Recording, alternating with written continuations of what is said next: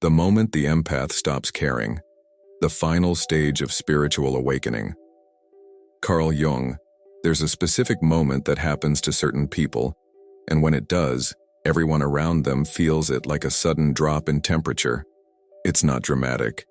There's no announcement, no explosion of anger, no tears, just a profound, unsettling quiet. The empath, the one who always cared too much, who always felt everything, who always showed up no matter what, simply stops.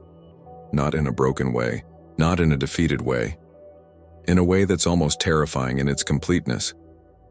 Carl Jung spent years studying this exact phenomenon, and what he discovered will challenge everything you thought you knew about empathy, healing, and what it really means to wake up spiritually. You see, Jung realized this wasn't burnout. It wasn't depression masking itself as indifference. This was something far more profound, something he witnessed in his most sensitive patients over and over again. A complete psychological transformation that looked like detachment, but was actually the birth of something most people never achieve in their entire lifetime. And here's what made Jung so fascinated by this moment. The empath doesn't lose their ability to feel. They don't become numb or hardened.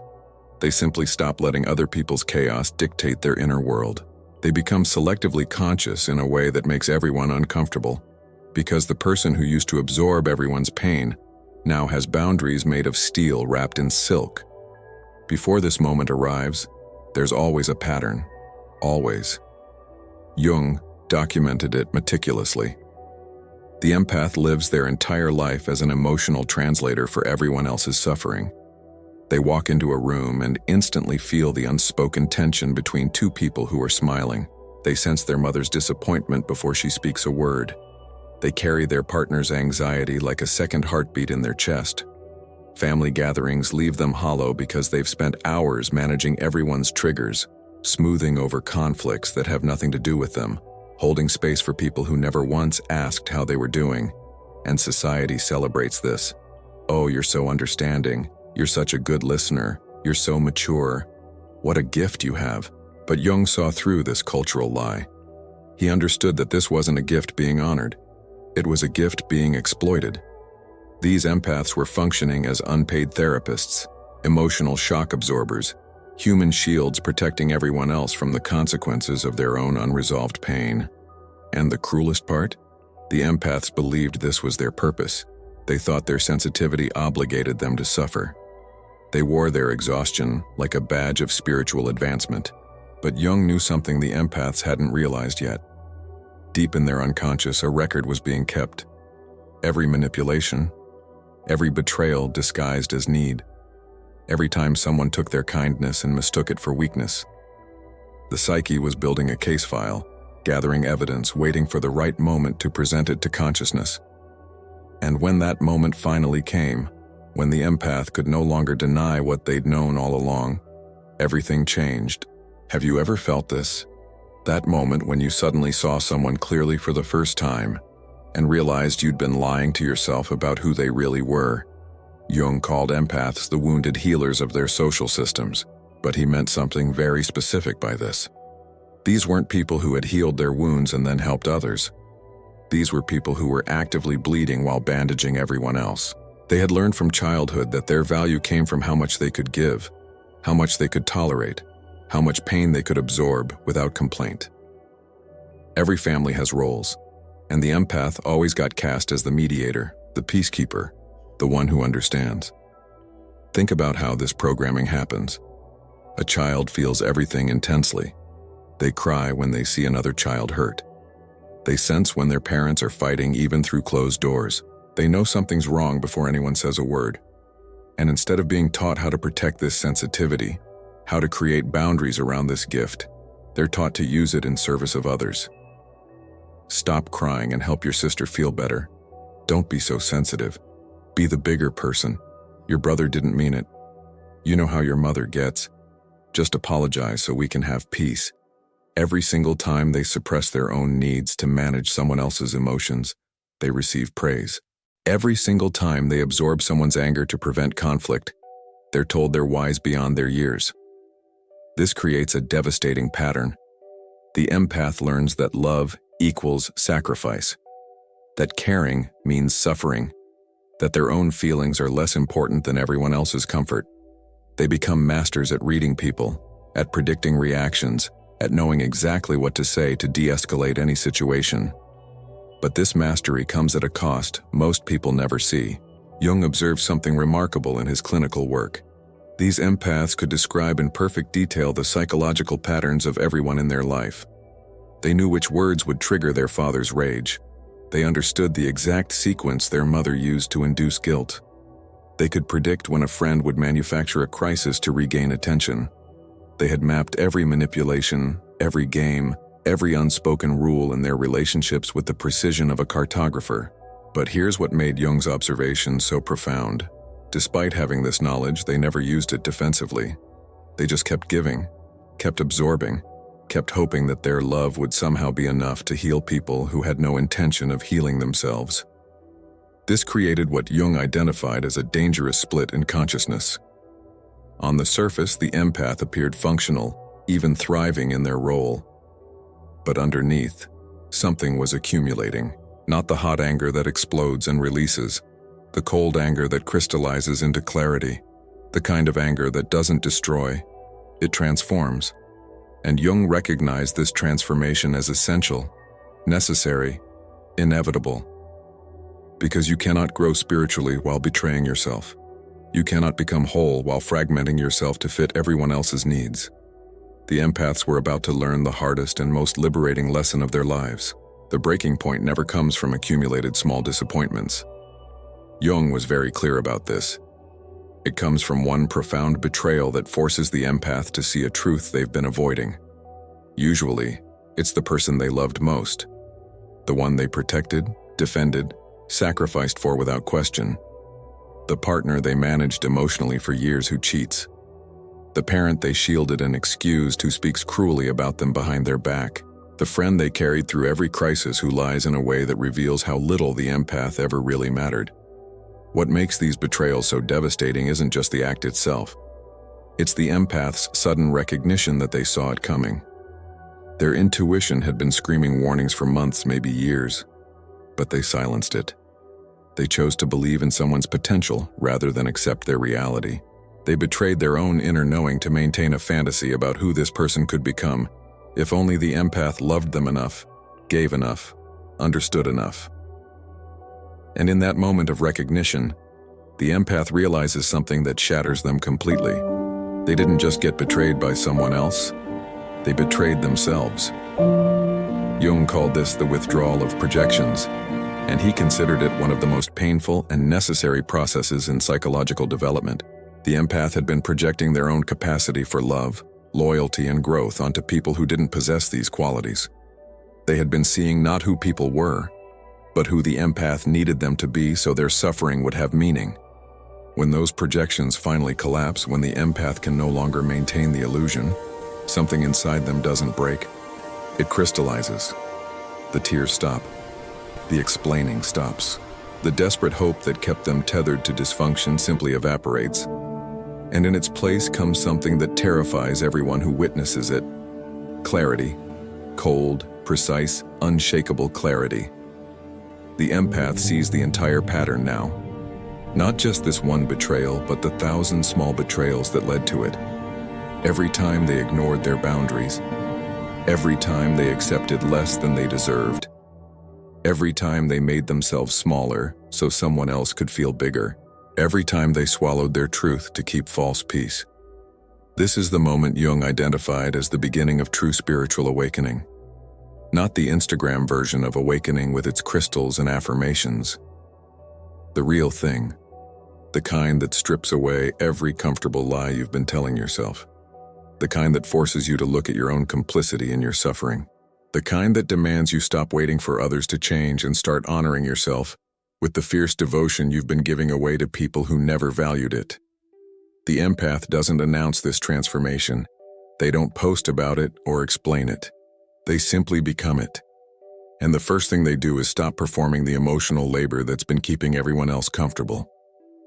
Picture what happens next. The family member who always called during their worst moments dials the empath's number, and for the first time it goes to voicemail.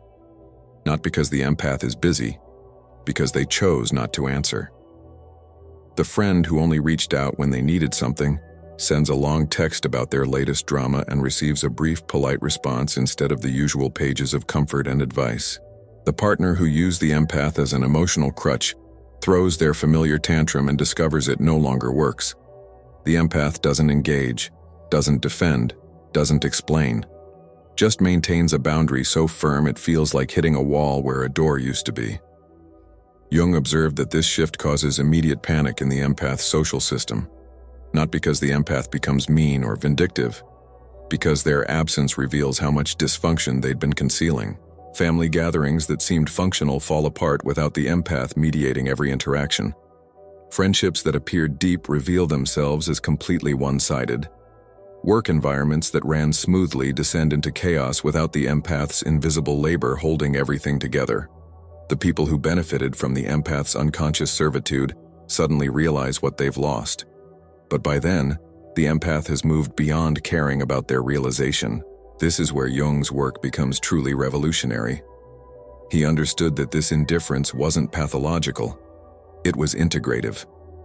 The empath was finally acknowledging and incorporating the parts of themselves they'd been taught to deny. The selfishness, the capacity to prioritize their own needs, the willingness to let people face the consequences of their own choices. Society had convinced empaths that these qualities were evil, something to be suppressed in the name of being a good person. But Jung recognized this suppressed aspect as the empath's psychological immune system, trying desperately to protect them from being consumed. When the empath finally integrated what Jung called their shadow, they didn't become cruel. They became complete. The part of them that could feel everything merged with the part that could choose consciously where to direct that feeling. They could still sense others' pain, read emotional atmospheres, perceive unspoken truths. But these perceptions no longer controlled them. They had become the conscious director of their own empathy, rather than its unconscious slave. This is what Jung meant by individuation, by becoming whole, not transcending the ego, but integrating all aspects of the self into conscious choice. What does this look like in your life?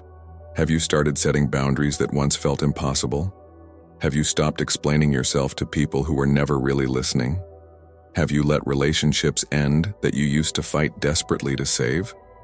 Can you feel the difference between the old version of you who cared about everything and everyone, and this new version who cares deeply but selectively? The awakened empath develops something Jung found both beautiful and unsettling: the ability to love without losing themselves, to feel deeply without drowning, to see clearly without becoming cynical. They become what he called selectively empathetic, and this selectivity looks like boundaries to some and cruelty to others. Here's what makes this transformation so powerful. The empath doesn't stop caring about people. They stop caring about maintaining relationships that require them to betray themselves. They stop caring about being liked by people who never truly valued them. They stop caring about keeping peace in systems built on their silent suffering. This distinction is everything. Jung emphasized that true compassion can only exist where there's first self-compassion. You cannot love others well while abandoning yourself. The foundation that had been missing from all the empath's relationships was finally being built. Radical self-respect. In the workplace, this shows up in ways that shock everyone. The colleague who used to stay late helping everyone suddenly leaves at 5. The team member who absorbed every crisis maintains professional boundaries.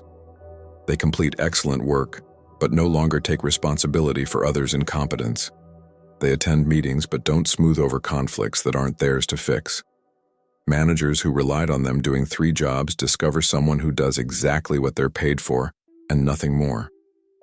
The office dynamic shifts because the empath removed themselves as the universal emotional dumping ground. In family systems, the change is even more dramatic. The empath who always hosted, always mediated, always sacrificed, stops performing these functions. Not with announcements, simply with unavailability. Parents encounter boundaries. Siblings meet limits. Extended family faces someone who smiles politely but doesn't engage with drama. Someone who loves from a distance rather than drowns in proximity. Someone who says, That doesn't work for me without explanation or apology.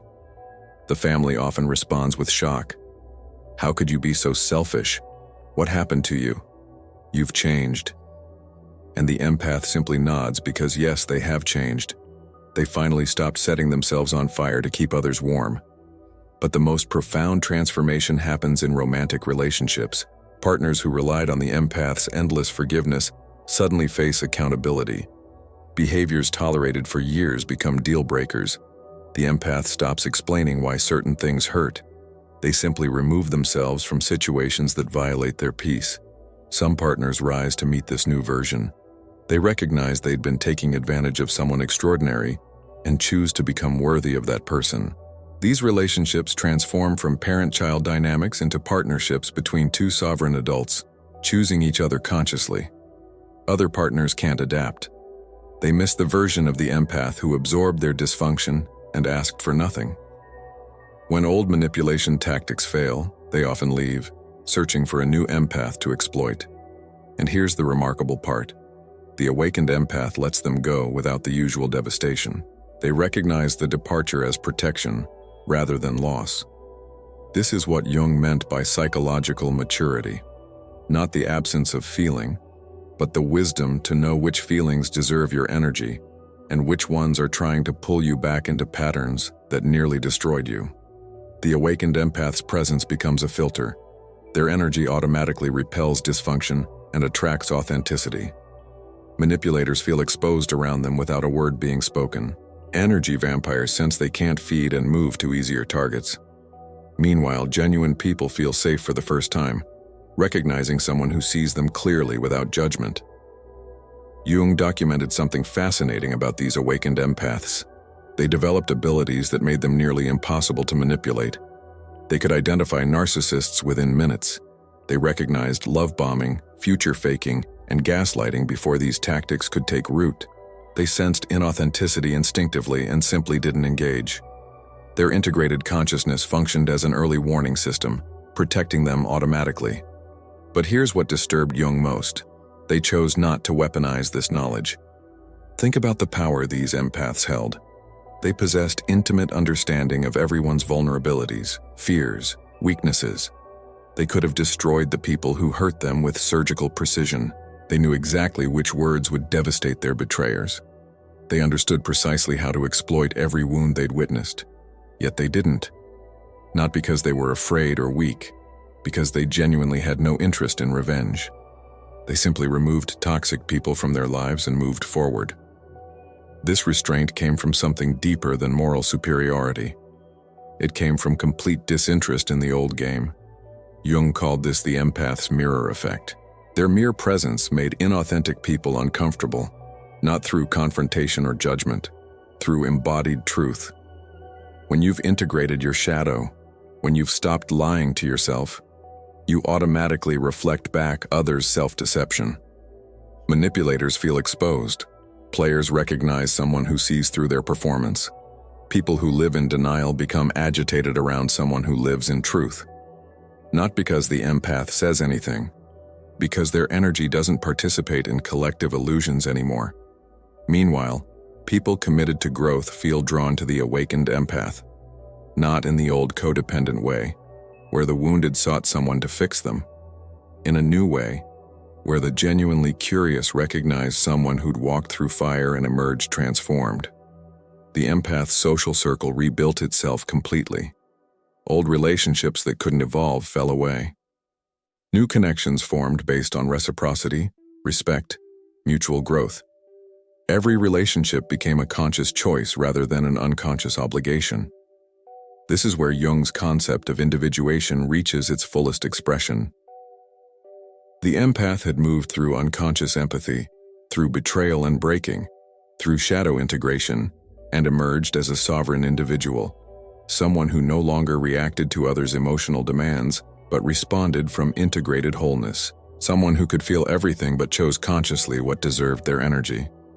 Someone who loved deeply but only those who'd earned access through reciprocity and respect. They became what Jung called psychologically invincible. Not because nothing could hurt them, but because they'd integrated their capacity to feel with the wisdom to choose their responses. Think about your own journey. Can you recognize the old version of yourself who would have tolerated what you now walk away from instantly? Can you feel how much energy you've reclaimed by refusing to participate in dysfunction? Are you noticing how different people are showing up in your life now that you've changed what you accept? The awakened empath creates a life on completely different foundations. They choose work that honors rather than exploits their sensitivity. They build friendships based on reciprocity rather than rescue. They enter relationships as whole people rather than as fixers or saviors. Jung understood that this transformation represented the highest form of psychological development he'd identified in decades of clinical work. The empath who stops caring about dysfunction hasn't lost their humanity. They found their power. They haven't become cold. They've become conscious. They haven't stopped loving. They've learned to love themselves with the same fierce devotion they once gave away indiscriminately. This evolution is what he meant by the final stage of spiritual awakening, not because there's nowhere left to grow, but because the empath has integrated the fundamental lesson. Their sensitivity is sacred, their energy is valuable, their peace is non-negotiable. Everything in the awakened empath's life reflects this new understanding. Their home becomes a sanctuary instead of an open hospital. Their time becomes precious instead of infinitely available. Their energy becomes protected instead of carelessly distributed. They understand that guarding their inner peace isn't selfish. It's necessary for survival and essential for their contribution to the world. Because here's the truth Jung tried to teach all his patients. You cannot pour from an empty cup, and martyrdom serves no one. The empath learns to direct their gift consciously. They still help, but differently. They hold space for people ready to do their own work. They offer wisdom to those who truly want to grow. They give their presence to relationships that nourish them in return. But they no longer drain themselves trying to save people from themselves. They no longer sacrifice their well-being to maintain false peace. They no longer betray their truth to make others comfortable. This isn't cruelty. This is clarity. This is love with boundaries, compassion with wisdom, kindness with strength, empathy with sovereignty. What society doesn't understand is that this awakened empath is exactly what the world needs but rarely deserves.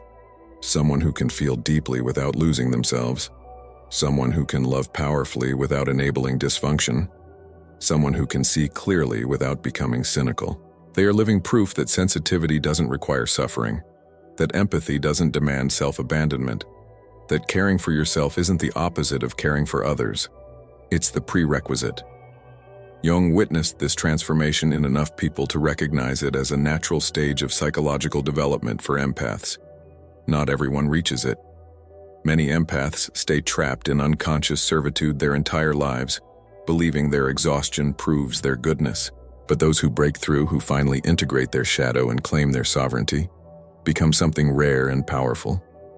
They become individuals who've earned their wholeness through suffering and chosen consciousness through pain.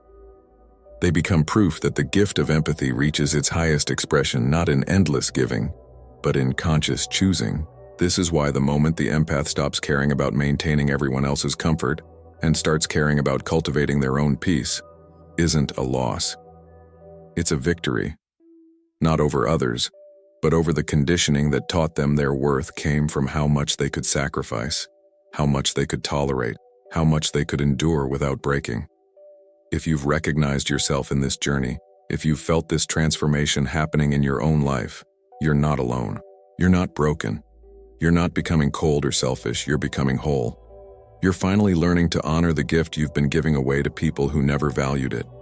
You're discovering that your empathy is most powerful when it's protected, most healing when it's selective, most genuine when it's grounded in self-respect first. Jung would want you to know that this awakening isn't the end of your growth. It's the beginning of your sovereignty. You're learning to wield your sensitivity as the gift it truly is, rather than the burden you were taught to believe it was. You're discovering that boundaries aren't walls that keep love out. They're gates that let you choose consciously who gets access to your inner world. You're understanding that saying no to what drains you creates space for what nourishes you. The journey from unconscious empath to awakened individual is one of the most difficult and necessary transformations a person can make. You've earned this clarity through every moment you suffered in silence. You've paid for this wisdom with every piece of yourself you gave away before learning your value. You've bought this sovereignty with every betrayal that finally forced you to see the truth. And now you're free. Free to feel without drowning. Free to love without losing yourself. Free to care deeply but selectively. Free to be exactly who you are without apologizing for taking up space. This is your permission to stop carrying everyone else's pain while ignoring your own. This is your invitation to build a life that honors your sensitivity rather than exploits it. This is your reminder that the people who truly love you will celebrate your boundaries, not punish you for them. This is your confirmation that choosing yourself isn't selfish. It's the most spiritual act you can perform, because you cannot give what you don't have, and you cannot love others well while abandoning yourself. If this resonated with you, if you felt seen in these words, I'd love to hear your story in the comments below. What moment made you realize you needed to change? What boundary are you most proud of setting? How has your life transformed since you started honoring yourself? Your experience might be exactly what someone else needs to hear today. And if this video helped you feel less alone in your journey, please share it with someone who needs this message. Subscribe to this channel for more explorations of psychological transformation, Jungian wisdom, and the path to becoming whole. Thank you for being here. Thank you for doing the difficult work of waking up. Thank you for choosing yourself when everyone expected you to keep sacrificing. Your transformation matters. Your journey inspires. Your awakened presence makes the world better not by absorbing everyone's pain, but by showing what's possible when empaths finally learn to honor themselves as sacred. Welcome to your sovereignty. You've earned every bit of freedom you're claiming.